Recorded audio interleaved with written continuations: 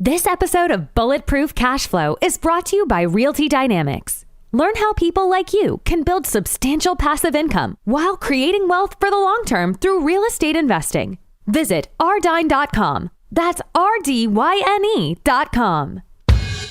Ones that are going to be really successful or going to continue to be really successful are the ones that have adapted to the market that we're in right now. And those are the ones that are doing the Uber Eats, there's tons of different options, but yeah, they don't need such a large space anymore. It doesn't make sense to be paying, $35 a foot in Dallas when you could just have, a 3,000 square foot box and 80% of your sales come from the drug sales. So to have a drive-through pharmacy is the convenient way to go, and it makes sense. Working because you want to, not because you have to, is financial freedom. And we want to help you create that. Welcome to the Bulletproof Cash Flow Show. We're going to teach you how to achieve lifetime financial freedom through real estate investment. Your host is a multifamily syndicator and property developer. He's done deals reaching into the hundreds of millions of dollars. You'll hear from experts in all aspects of real estate investment, finance, development, and management. Everything you need is right here. This is the Bulletproof Cash Flow Show. And this is your host, Augustino Pintus. Hey everyone, it's Augustino. For many real estate entrepreneurs that build portfolios in the single and multifamily space, they sometimes move to alternate assets like net lease to boost their passive income. Now, today's guest is a specialist at locating deals and brokering transactions. In fact, he and his company have transacted over $1.1 billion in commercial real estate transactions across the U.S. and 32 states. Now, today, he leads TD Commercial Group since its founding back in 2016. His team works directly with investors, developers, and 1031 exchange buyers to buy and sell net lease, industrial, and other type of commercial properties. Now, with all that, I'd like to welcome Ted Dowding to the show. Ted, thanks for coming on, man. Hey, thanks for having me on. Yeah, it's going to be awesome. Yeah, it's going to be great. It's going to be great. I've been looking forward to this. So, guys, if you want to get a hold of Ted, you can reach him via his contact page at tdcommercialgroup.com. Okay, Ted, go ahead and tell us just a little bit more about how you got started. Why net lease? Yeah, so I started my career. I was a caddy on a golf course, and I saw that the wealthy people had three things in common. They're lawyers, doctors, or in commercial real estate. So I didn't want to be a doctor, didn't like blood, didn't want to go to school forever to be an attorney, and, finance, marketing, it seemed to apply to me. So I decided to get into commercial real estate at 13 years old as a summer caddy on a golf course. And then I got a job with Marcus and Millichap out in San Diego. And I saw some of the top deal makers at that time were out of that office. And I was seeing how much fun they were having transacting net lease investment properties. I was myself started my career as an industrial broker, and I was watching some of the best in the country sell single-tenant net lease all over the place for preferred developers when the construction boom was going on. And it just really excited me. I'd always been trading stocks. I had my Series 7 license. I'd always been interested in stock trading, and the retail sector. So it just connected with me a lot better than some other sectors. And I like how the volume of the transactions there. You can do, a deal a week if you're doing it right, a couple deals a week. So that always appealed to me. And it also made a lot of sense to me that as the space was growing, everyone wanted their passive income mailbox money. Investors that are unloading large portfolios, and they don't want to deal with the property managers or landlord responsibilities anymore. They don't want to have the liability of getting sued if somebody trips and falls or something catches on fire. So, or less liabilities by owning a passive income vehicle like a Walgreens, for example, and just getting the mailbox money on the first of every month. So that really appealed to me. It made sense to me, and that's why I stuck to it. It was something that I was always passionate about from being 13 years old. Nice. Now, for those of people that are listening, what is a single tenant net lease? What is all that about? Yeah, so single tenant net lease, that's a freestanding building. So you only have one tenant to worry about. And it's typically it comes into all different sectors. You can have like a medical office building, like a dialysis center. You could have like a retail, like a Sherwin-Williams, an AutoZone, a Dollar General, Walgreens. You could also have single-tenant industrial. We recently just sold a Beacon Roofing Supply. They're publicly traded in the top 100 companies, and they were doing a sale leaseback in order to raise some capital to expand their operations and open another location. So recently, we've been doing a tremendous amount of gas stations. There's some huge tax advantages going on right now with bonus accelerated depreciation. So it just depends on. To answer your question, what is this? So it's pretty broad with you're a single tenant net lease investment. There's different yields based on different risks, from double net where you have minimal landlord responsibilities to triple net where you have absolutely no responsibilities. So it just depends on what type of risk you're willing to take and how hands-on you want to be. And everywhere in the country, the cap rates are fairly consistent, depending on they're in a tax-free state or a non-tax-free state.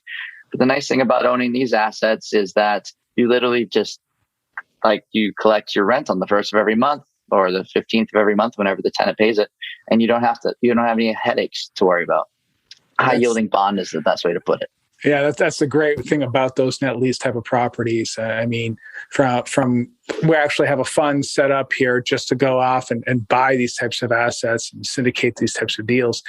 And the super thing for the investors is that they do get that I guess that money every month. I don't want to say guarantee. I'm trying to be very careful on say guarantee, but the type of client, the type of tenant that we're looking for in these assets, which is I guess important to mention. And you touched on this a second ago.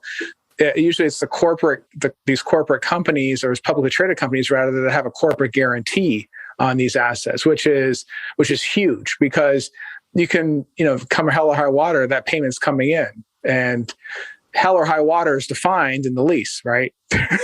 Exactly. The lease is very key. You got to read it very, very carefully, definitely. Yeah. But the nice thing about having one tenant is the leases aren't that cumbersome. They're fairly straightforward. You're not going to get these 200-page shopping center leases. You're going to get you're going to get 40, 50 pages. Pretty straightforward stuff. But yeah, definitely be careful with some of the restrictions in the lease and if they can opt out, and Starbucks leases can be a bit interesting sometimes. But yeah, just making sure you know what you're responsible for, or if you're not responsible for anything but you're getting reimbursed is a good thing to know, and know when rent bumps occur, things like that are key things to look out for in leases. Absolutely right. I mean, that's another thing too, is that you kind of touched on this a second ago as well, is that you might have the same Starbucks, but they have two different leases, right? Two different leases are originated at two very different times, written probably by two different attorneys that dealt with it all, negotiated it. And, depending on what these leases say, it's going to actually determine the valuation of the asset too, right? I mean, to some extent anyway. Absolutely. Yeah. And I've seen all sorts of things happen in these leases. And, I was very fortunate to get in with, one of my first really large clients was a broker for 40 years and, really took me under his wing and appreciated how hard I worked for him on some of these transactions. That it's become a client for life, and, been helping him shuffle his portfolio originally out of a multifamily, large portfolio that he built up throughout his career. And then he just wanted to ride off into the sunset and get his passive income and got himself into some interesting scenarios early on. And so I definitely learned a lot about what to look out for, with the responsibilities, even things from if Verizon Wireless has a tower, on the property, with easements and restrictions and with the road widening, and very expansive areas like Orlando, we had some issues with a road widening, and the dollar stores are usually in very rural markets, and they're constantly expanding as people grow into those areas. So there's a lot of different things to look out for. But I love getting surprised today because you learn something new. But But the nice thing about these things is simplicity. They're very straightforward. As long as you do a lease abstract, you understand the lease inside and out, and understand what you're actually buying. But that's usually dictated in the yields of the properties, and that's why the cap rates can vary from location to location. But it's more lease to lease. Yeah, that's right. So as a broker that represents, I guess you represent both sides, the buyer and the seller, depending on the deal, right? Like Yes. what makes you guys so special compared to like other guys that might be in this space? Like what is your secret sauce, would you say? Well, I was kind of branded myself for a very long time as the off-market deal maker. And I kind of regret switching my name when COVID started to TD Commercial Group. And I've finally launched after 14 years Net Lease World. So what I'm able to do is I'm able to get real estate data at a much different level than anybody else. I definitely, by far, I go toe to toe with anyone as far as the real estate database, as far as cell phone numbers and the ability to track down like owners of properties in a unique fashion. And so what makes us different is just our ability to get a hold of the decision maker or the owner of the property and source motivation, like real motivation. And also the number one objection you're going to run into these days is, well, Ted, I would sell this property, but what am I going to trade into? There's nothing on the market. Well, that's why we didn't take a day off during COVID. We kept going, we kept building, we kept pushing forward, gaining market share. But it was about, because people still needed to buy real estate, right? Like they still need to do 1031 exchanges. And so we get so many people that are in the last, week of their exchange period that they need to replace our property, and they come to us because they know we'll get it done. So we're pride ourselves on being efficient and effective. And I do things like having on our website, if they like a property, the one thing that people get frustrated with is brokers are so busy, they're not calling them back. I'm from California, or I grew up in California, like as you might have noted from my California cell phone number, but I had to do that on purpose. So I work East Coast until California business hours are over. So, because a lot of landlords are based out of California. So I want to make sure I'm open, at all hours and get back to people in an efficient and effective manner. So, that's why I made the ability to be able to make an offer on properties right away through electronic signature through our website, and try and get all the deals in a relevant way, both on and off market, in front of them in a simple to use way. So, if you're looking for deals, it's just a matter of filling out your acquisition form.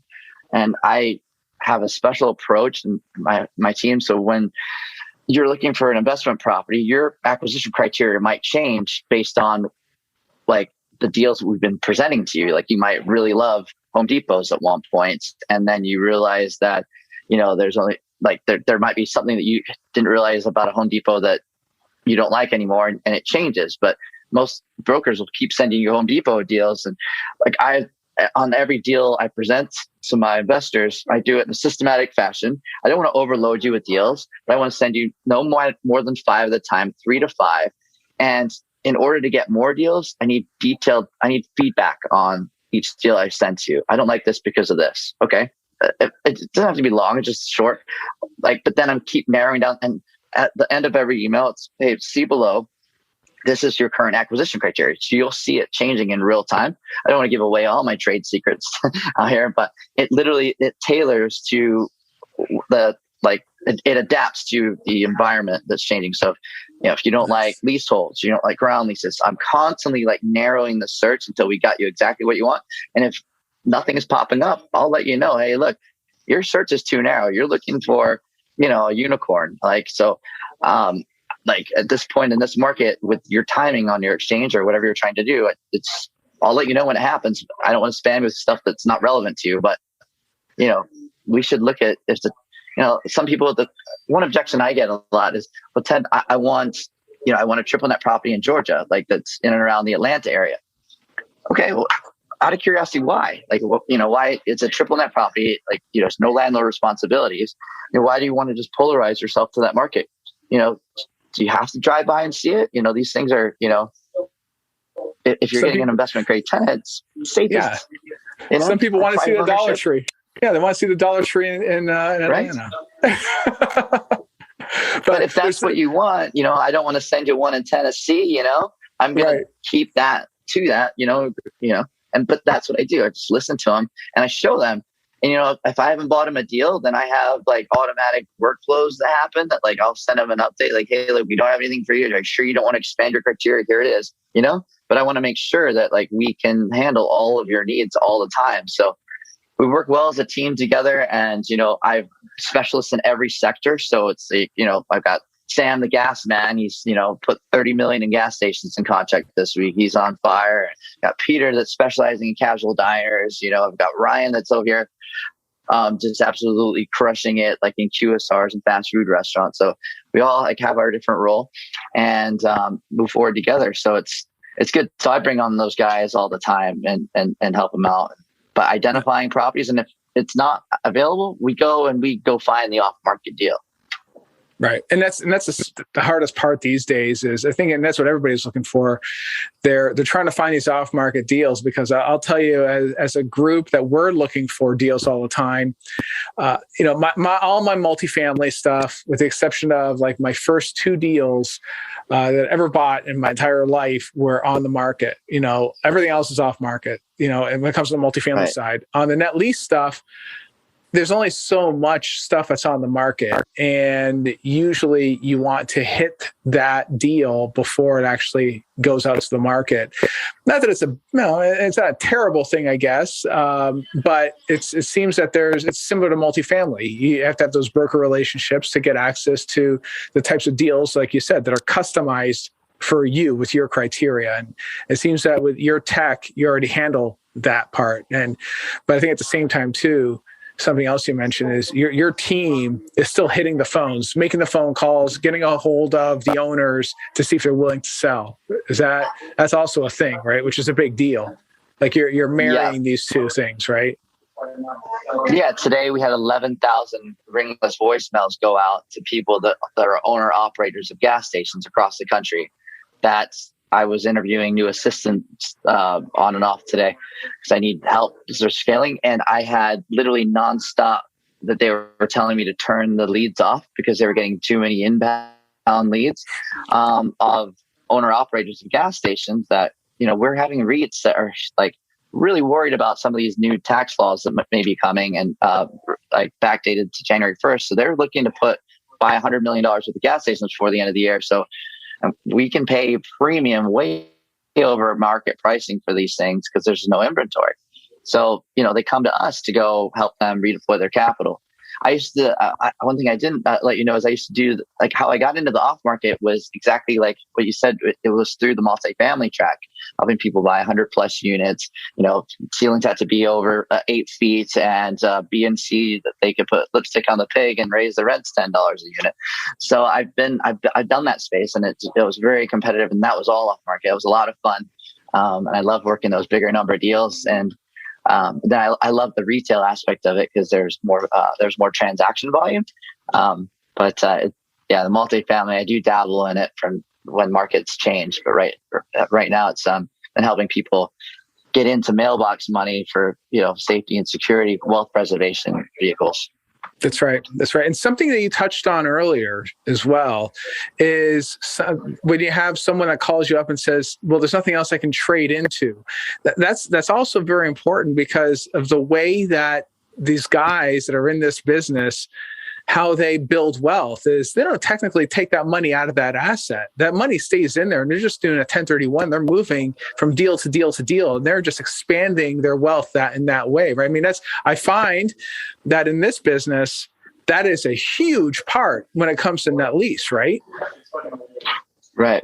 Oh, it's huge. Yeah, that was the thing. It's like one of my biggest clients, Robert Skellen is his name. He was a broker for 40 years and out of apartments. And he was, I don't know. He just sends me like the best emails and motivational texts all the time because he's so happy that how like over the course of the last 15 years that we've been working together, how I can consistently increase his wealth and his cash on cash returns and his monthly income that he's got. So him and his wife are having a great time with their grandchildren and laying on the beach that he knows that like he's given me the full ability to make offers for him, negotiate deals. It's just until it gets to the final PSA, like signature, it's like, everything's taken care of for him. So I know, he's almost like my father in the real estate, like, I would like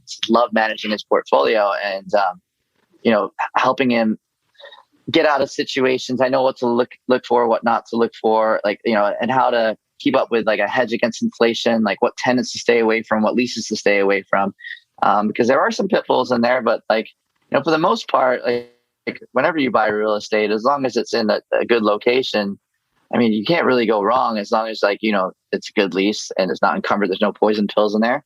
If you got built-in rent increases, that's one of my biggest things that I look into. Like, you don't want something with a long-term flat lease, and rent per square foot and traffic counts. It's certain, there's little things that you wouldn't ever think about, as a first-time net lease buyer, that it's always good to have a broker on your side that has done a tremendous amount of volume and transactions that can point them out. I'll ask you a random question if you don't mind. Yeah. So for a fast food restaurant, what do you think is their number one metric they look for? Like, I'd say what do you think vehicles per day. Right? So I think vehicles per day, like what surprised me is like I was at one of these ICSC conferences. We go all over the place. And the number one thing that was consistent throughout all of them was daytime population. So fast food restaurants, the most, they sell during the day. So they want to know how close are the offices and where does their restaurant fit in between the office buildings and the schools, right? The high school specifically, because the students will go out for lunch. So daytime population isn't something that you would think about. You would look at traffic count. That was a very good one. That definitely is high up on the list. But that's and you would think of like off the freeway, good visibility for off of a major interstate. But the daytime population is the number one metric that they look for because that's where they're getting all their orders from. The majority of their sales is at lunchtime. Yeah. Now, would you say that's the best option? That's fast food, I guess. Like I'm hearing that many of the bigger types of places like a Fridays or something like that, they're scaling down their dining rooms or even dining rooms, even in the dining areas rather. And some of these QSRs are scaling back as well and opting more for delivery because of all this COVID stuff that's really been around lately. I mean, are you seeing that there's a slowdown or there's concern around the general square footage and some of these larger assets like these Fridays or McAllister's and one of these other things that are out there? Yeah, depending on where they're located, all situational. Yeah, we've been selling a ton of Red Lobsters. In fact, I'm the number one seller of Red Lobsters of all time in transaction volume. And I had to look at that because I like Red Lobster because they typically were original 25-year leases, and 7 years in, investors, they get annual 2%, 1.75 to 2% annual bumps. So those compound and their NOI goes up a lot, and it's usually a good time to roll that equity into something else. So those are good ones, and they're larger size deals. But as long as they're so the casual diners, as long as that their metric is more, they want to be conveniently located off of an off ramp, with hotels in the area. They want to be surrounded by rooftops because it's that. And then the 3 mile population really starts to make a big difference, or the 5 mile radius, because they're doing the ones that are going to be really successful or going to continue to be really successful are the ones that have adapted. So the market that we're in right now, and those are the ones that are doing the Uber Eats, there's tons of different options, but they don't need such a large space anymore.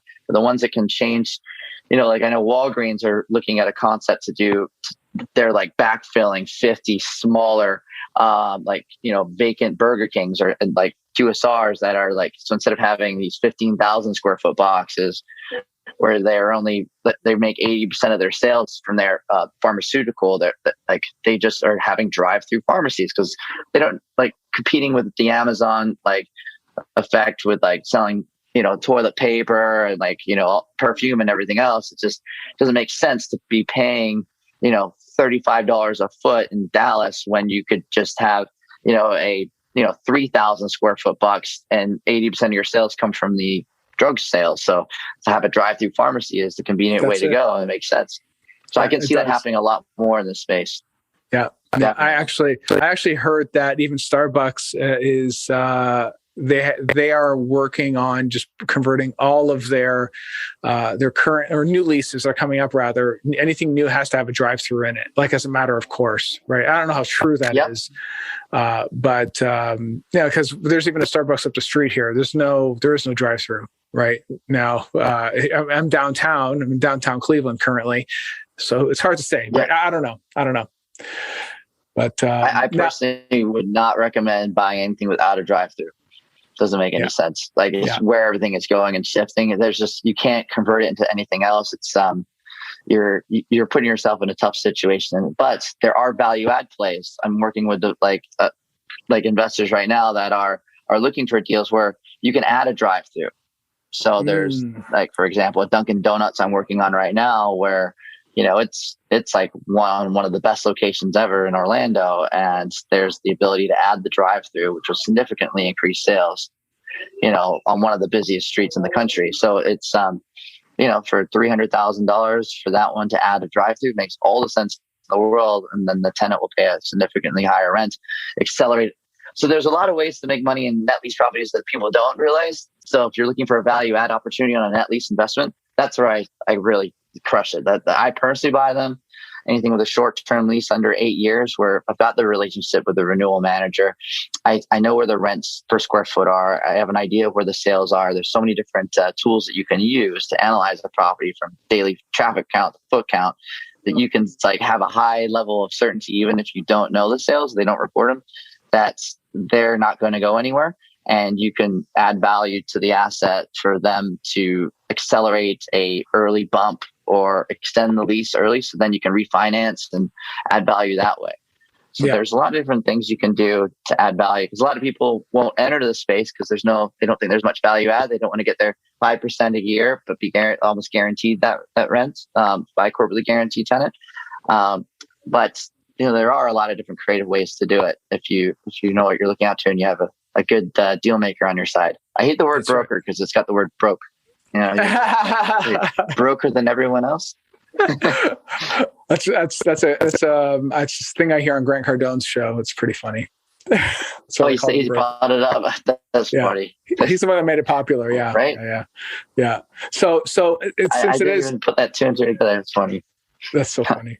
Now, but we all know it's a seller's market across the board with just about every single real estate asset. So what sort of buyer are you looking for in terms of understanding if they're actually going to get a deal done, and what sort of if you were to qualify a buyer, which I know all brokers do and all deal makers do, of course, they have to qualify them. What sort of things are you looking for? What sort of things are you looking for?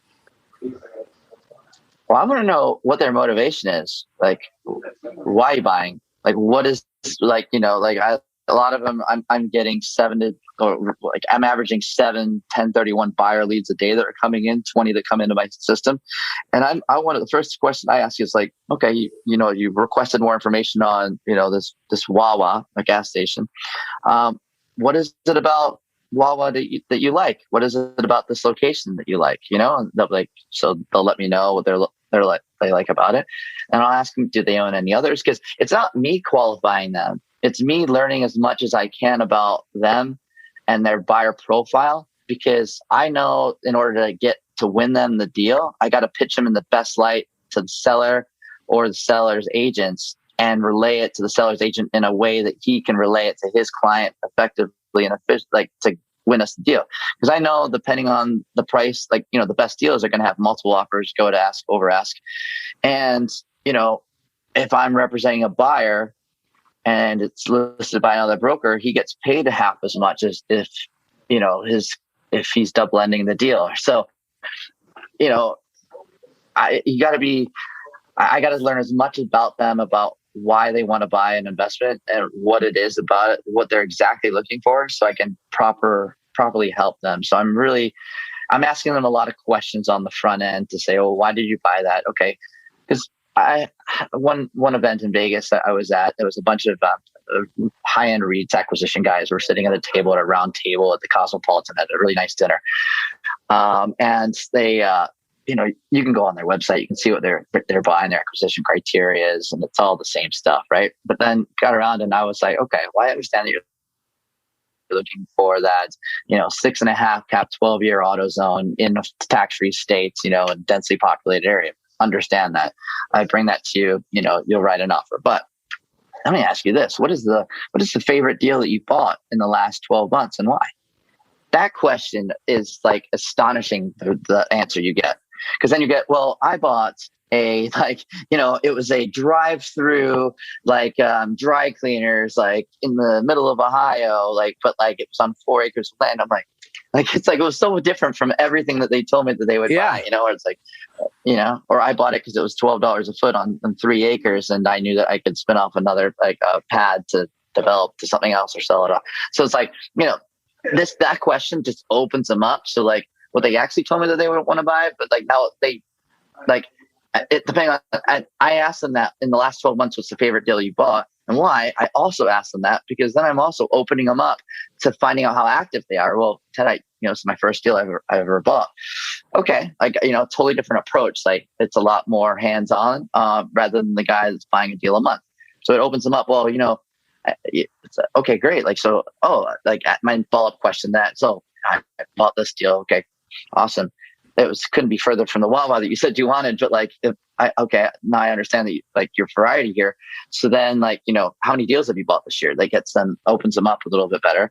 And then it's okay, so you're active buying it and you're using this to diversify the portfolio. Now I understand that they're looking at diversifying the portfolio either geographically or with different tenant mixes or different product types. So it makes me understand more what to look for. Do you want things with just flat, in the primary term, flat leases, or do you need to have a hedge against inflation with the annual rent bumps? Are you trying to, do you have an investment group that you're working with that you're returning money to shareholders? How is it working? How many decision makers are in the process? Because of how competitive it is, how quickly can you respond? Does it need to go to committee for approval? If so, how many days a week does that committee meet? And how do I need to present it to you so you can properly present it to your committee for approval? I go, I don't want to waste your time. You certainly don't want to waste mine in this market. We got to move quickly. And if you like something, we got to fire off a non-binding LOI as quickly as possible to get our hat in the ring. But in order to do that properly and effectively, I need to know as much about you as a buyer, what you're buying, why, where you're buying, what your deal history is, and then I'll be able to position you in the best light possible to win the deal. Because that's the thing, winning the deal. Exactly. And even having the funds available too. That's one thing that these guys are looking for a quick close. You have to have cash in the bank ready to deploy, or at least have the banking, lined up as far as where you're going to get the lending from. So all that stuff has to happen ahead of time. Yeah, absolutely. Even if you're getting a financing contingency, one of the biggest tips I can give you is don't write a financing contingency on the LOI because your chances of getting the deal just deteriorate. Yeah, let that come out later. I do 30. I'll try and do a 30 plus 30, right? And depending on the deal, every situational, I'll get laughed at if I do that. Somebody a 30 plus 10, 30 plus 15, standard offer, right? I don't like to do more than 30 days on the due diligence period because you still get about 60 days. Let's think about it. You get an LOI out there. Yeah. We put 30 days due diligence. You can cancel for any reason if you're not going to get your financing. But also once the LOI goes, we go to PSA, comments are going back and forth. You've got time. As soon as you found a deal and your price point and you've narrowed it down, then I can put you on touch with the best net lease lenders in the country, or immediately you want to get on that if you already haven't done it already. And then we can get that sorted out. I can stall when I need to stall. But the first thing is if you like something, don't hesitate to write a non-binding LOI. It's just a napkin that goes back and forth. Let's get this thing buttoned up.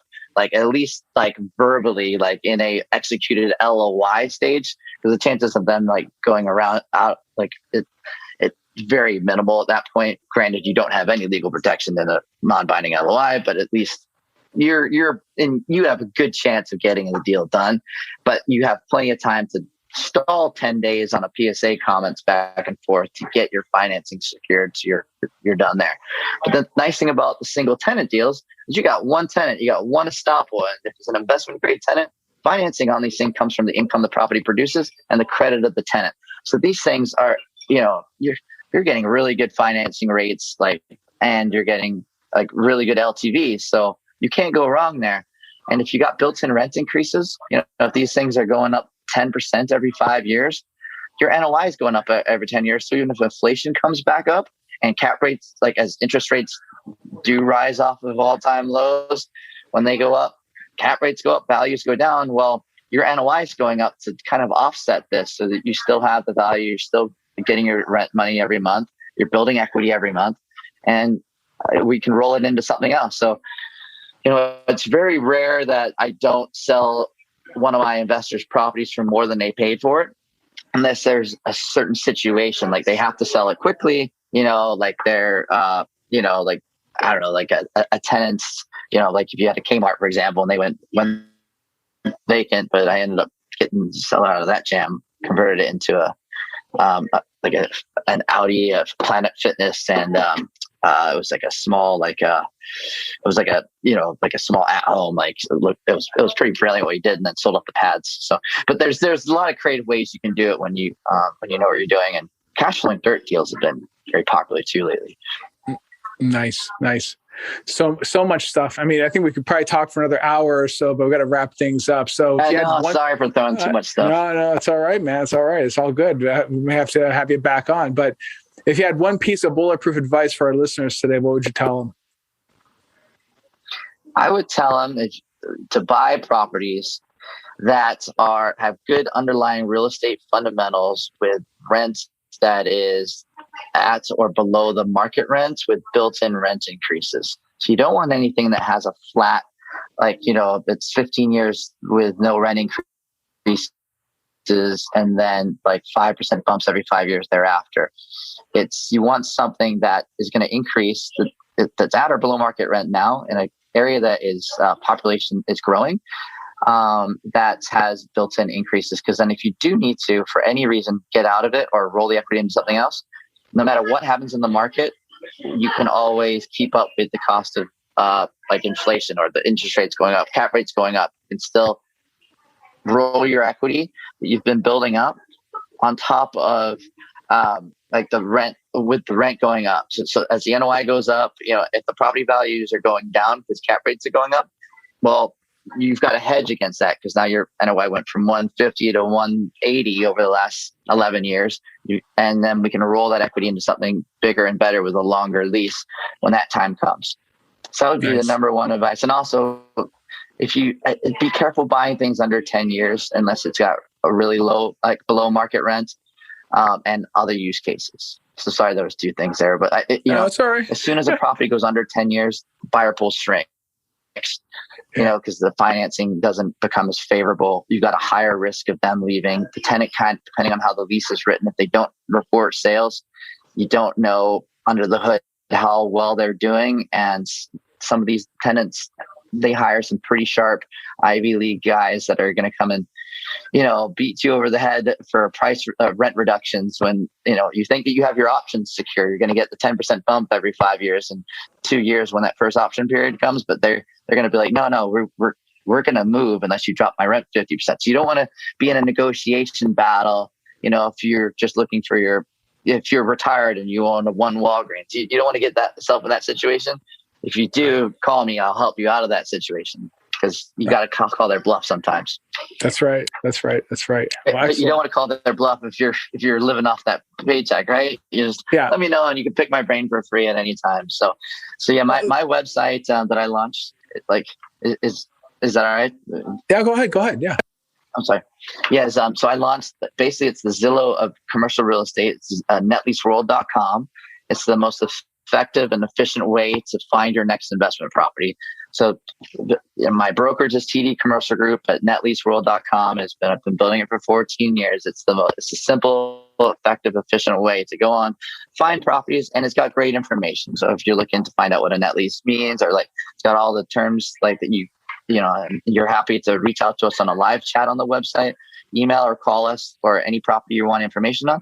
Or if you want to just submit an LOI and on a property, you have the ability to do that on the website.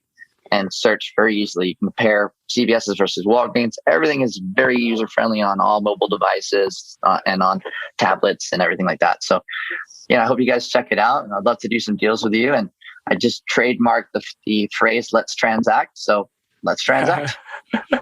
Love it.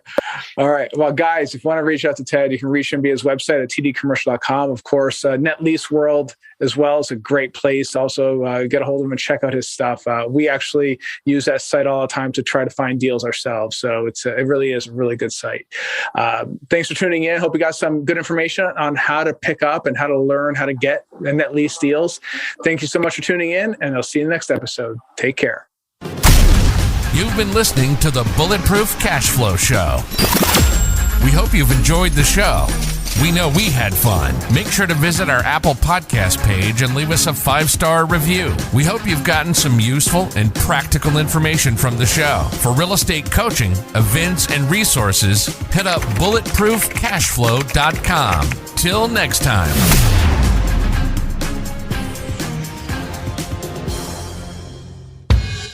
No information in this episode should be considered specific, personal, or professional advice. Any investment opportunities mentioned on this show are limited to accredited or sophisticated investors. Any investments will only be made with proper disclosure and subscription documentation and subject to all applicable laws. Please consult an appropriate tax, legal, real estate, financial, or business professional for individualized advice.